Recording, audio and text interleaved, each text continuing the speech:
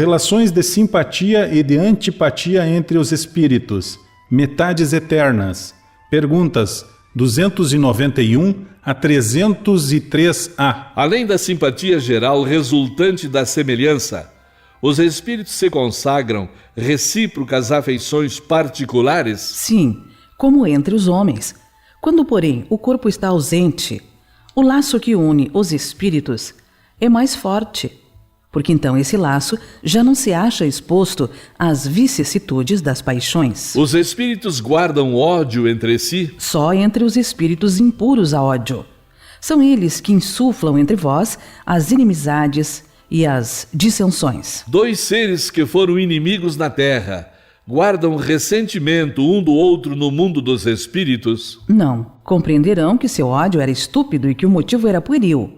Apenas os espíritos imperfeitos conservam uma espécie de animosidade enquanto não se tenham purificado. Se foi unicamente o interesse material que os separou, nisso não pensarão mais, por pouco desmaterializados que estejam. Não havendo antipatia entre eles e tendo deixado de existir a causa de suas desavenças, podem rever-se com prazer. Semelhante a dois escolares que, chegando à idade da razão, reconhecem a puerilidade das suas brigas infantis e deixam de se malquerer. As lembranças das más ações que dois homens praticaram um contra o outro é um obstáculo à simpatia que deve reinar entre eles? Sim, essa lembrança os leva a se afastarem um do outro. Que sentimento experimentam após a morte aqueles a quem fizemos mal neste mundo? Se são bons, eles vos perdoam, conforme o vosso arrependimento. Se são maus, é possível que guardem ressentimento e vos persigam, algumas vezes, até mesmo em outra existência. Deus pode permiti-lo como castigo. As afeições individuais dos espíritos são passíveis de alteração? Não, porque eles não podem enganar-se. Não dispõem mais da máscara sob a qual se escondem os hipócritas. É por isso que suas afeições não se alteram quando eles são puros. Para eles, o amor que os une é fonte de suprema felicidade. A afeição mútua que dois seres se consagraram na Terra continua a existir sempre no mundo dos espíritos? Sim, sem dúvida, se baseada na verdadeira simpatia. Entretanto, se as causas de ordem física tiveram maior participação do que a simpatia, a afeição cessa com as causas.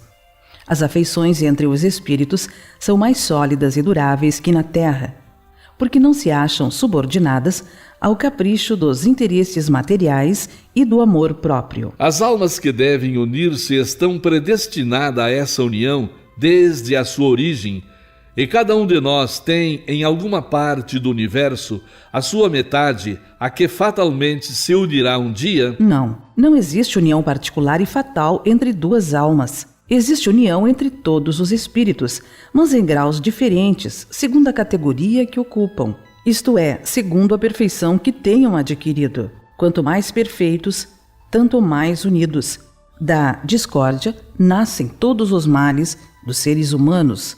Da concórdia resulta a completa felicidade. Em que sentido se deve entender a palavra metade, de que alguns espíritos se servem para designar os espíritos simpáticos? A expressão não é exata. Se um espírito fosse a metade de outro, separado deste, estaria incompleto. Uma vez reunidos, dois espíritos perfeitamente simpáticos permanecerão assim por toda a eternidade ou poderão separar-se e unir-se a outros espíritos? Todos os espíritos estão unidos entre si. Falo dos que atingiram a perfeição. Nas esferas inferiores, desde que um espírito se eleva, já não tem a mesma simpatia pelos que deixou. Dois espíritos simpáticos são complemento um do outro ou essa simpatia resulta de perfeita identidade? A simpatia que atrai um espírito para outro resulta da perfeita concordância de seus pendores e instintos.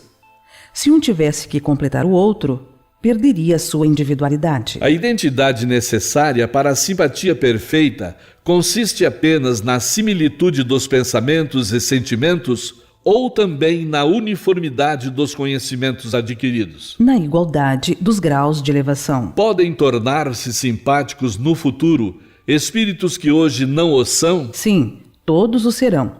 Um espírito que hoje está numa esfera inferior, ao aperfeiçoar-se, alcançará a esfera onde reside o outro. O encontro entre os dois se dará mais depressa se o espírito mais elevado, por suportar mal as provas a que esteja submetido, permanecer no mesmo estado. Dois espíritos simpáticos poderão deixar de sê-lo? Certamente, se um deles for preguiçoso. A teoria das metades eternas é uma imagem representativa da união de dois espíritos simpáticos. É uma expressão usada até mesmo na linguagem vulgar e que não deve ser tomada ao pé da letra. Os espíritos que dela se utilizam certamente não pertencem às ordens mais elevadas. Sendo necessariamente limitada a esfera de suas ideias, eles exprimiram seus pensamentos por meio de termos de que se teriam servido durante a vida corporal. É preciso, pois, repelir a ideia de que dois espíritos, criados um para o outro, tenham fatalmente que se reunir um dia na eternidade, depois de terem estado separados por um lapso de tempo mais ou menos longo.